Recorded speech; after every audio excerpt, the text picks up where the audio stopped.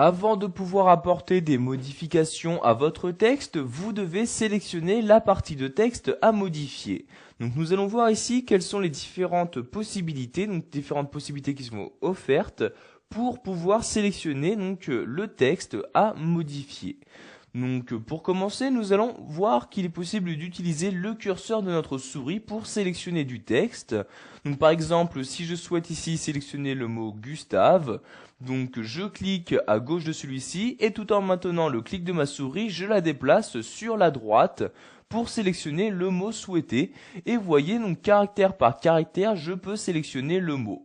Donc je peux également sélectionner son nom de famille, donc Flaubert. Donc vous voyez ici, je me déplace petit à petit et je sélectionne donc de cette manière le groupe de mots que je souhaite. Donc vous voyez ici, je lâche le clic de ma souris et maintenant donc la partie qui apparaît ici donc en surligné bleu est la partie qui est actuellement sélectionnée. C'est-à-dire que si je souhaite apporter une modification, donc par exemple changer la couleur, ces modifications seront apportées donc juste sur la sélection.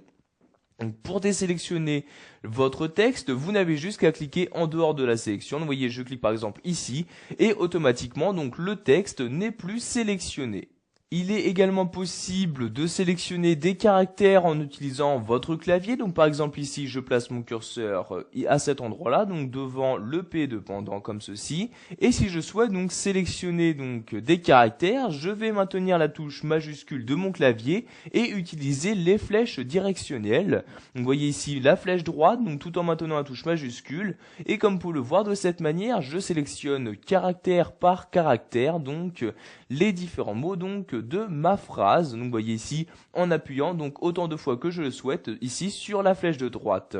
Si j'appuie maintenant sur la flèche de gauche, je reviens en arrière. Donc cette fois-ci, je désélectionne caractère par caractère mon texte. Donc vous voyez ici, nous sélectionnons caractère par caractère pour sélectionner mot à mot donc les différents mots de ma phrase.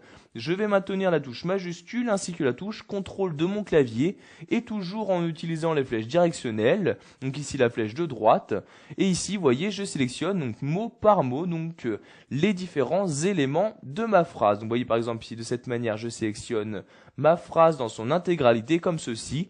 Je relâche toutes les touches de mon clavier et vous voyez donc j'ai pu sélectionner très simplement tous les mots de ma phrase. Donc toujours pour désélectionner, vous cliquez en dehors et voyez donc maintenant la phrase n'est plus sélectionnée.